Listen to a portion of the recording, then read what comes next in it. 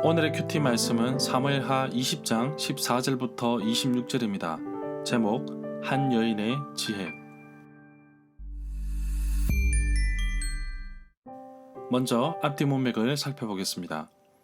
압살롬의 반란이 진압되고 다윗도 항공하는 가운데 유다 지파와 이스라엘 나머지 10지파와의 갈등이 있었습니다. 그런 가운데 베냐민 지파 세바가 또 반란을 일으켰습니다.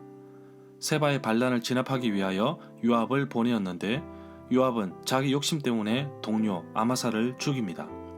세바의 반란은 압살롬의 반역과 조금 다른 면이 있습니다. 압살롬은 따르는 무리가 많았고 심지어 헤브론에서 왕이라고 추대까지 했습니다. 그러나 세바는 자기 집안 사람 외에는 따르는 자들이 없었고 지혜로운 여인이 사람들을 설득하여 세바를 죽인 것을 보면 세바를 지지한 사람도 적었을 것으로 봅니다. 그러나 이 과정에서 요압은 자신의 지휘와 권력을 유지하기 위해 아마사를 죽였습니다.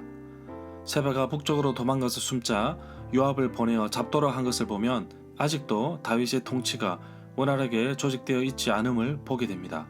별로 중요하게 생각하지 않는 세바의 반란이지만 압살롬의 반역보다 더 위험하였던 것은 압살롬은 다윗 개인에 대한 반란으로 본다면 세바의 반란은 북왕국 지파들 가운데 사울을 추종하는 세력들을 동원하여 다윗 왕국을 대적할 수 있는 가능성이 충분했기 때문으로 위급하였다고 볼 수 있습니다. 잘못하면 성읍이 완전히 무너질 수 있는 위급한 가운데 지혜로운 한 여인이 등장합니다.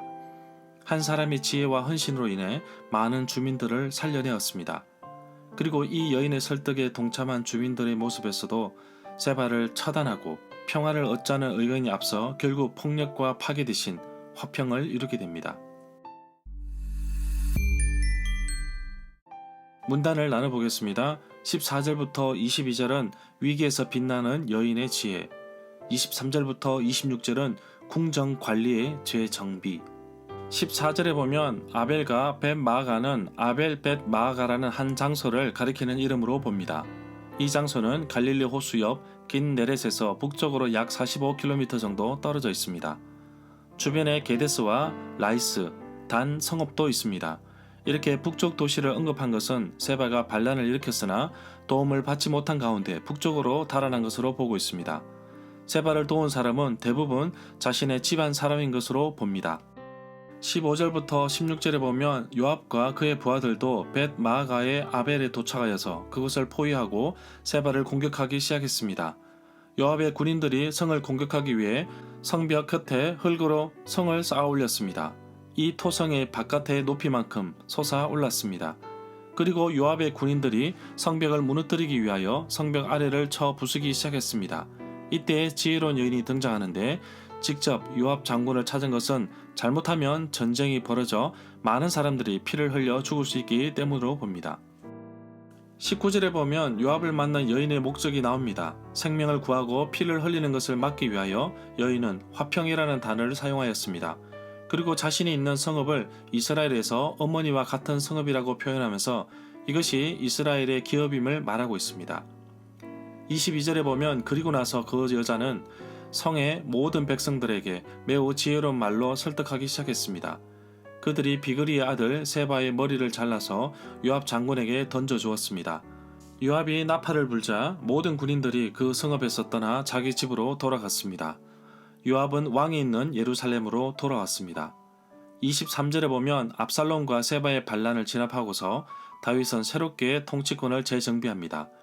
이미 사무엘하 8장 16절부터 18절에서 언급되었던 사람입니다. 요압은 여전히 그 지위를 유지하고 있습니다. 26절에 보면 야일 사람이라는 다윗의 대신 제사장이 되었는데 대신이라고 번역된 히브리어 낱말은 본래 뜻은 제사장을 의미합니다. 요단 동쪽 야일 사람을 제사장으로 임명한 것에 대해서 다윗이 마하나임에 잠시 머물 때에 이들을 잘 알고 있었기 때문에 임명한 듯 보입니다. 야일은 므낫세의 아들, 또 길르앗 사람 사사 야일 이런 사람이었습니다. 절마다 상세한 설명과 구절 해석 그리고 핵심 내용과 중심 줄거리는 네이버 블로그에 올려져 있습니다. 내게 주시는 교훈입니다. 오늘날의 모든 싸움은 기득권을 지키고 빼앗는 과정에서 발생하는 이기주의적 사고에서 출발한다고 봅니다. 성읍을 통째로 빼앗길 수 있는 위급한 상황 속에서 한 여인의 지혜로 화평을 얻고 생명을 건졌습니다. 오늘날 많은 싸움 가운데 정말 그리스도인들의 아름다운 지혜가 필요하다고 봅니다. 교회는 물론이고 사회, 직장에서도 그리스도인들은 화평을 중재로 서로에게 도움과 격려를 주는 사람이 되어야 할 것입니다. 분열과 파괴를 가져오는 사람을 오늘날에도 쉽게 찾아볼 수 있습니다. 가는 곳마다 분열을 일으키는 사람이 있습니다. 그러나 가는 곳마다 사랑으로 품고 화평케 하는 사람도 있습니다. 하나님은 우리 한 사람을 세상을 향하여 화평케 하는 자라고 부르셨습니다. 오늘 하루를 살아가면서 화평케 하는 자가 되기 위해 하나님께서 주신 지혜를 마음껏 발휘하는 그리스도인이 되기를 간절히 소망합니다.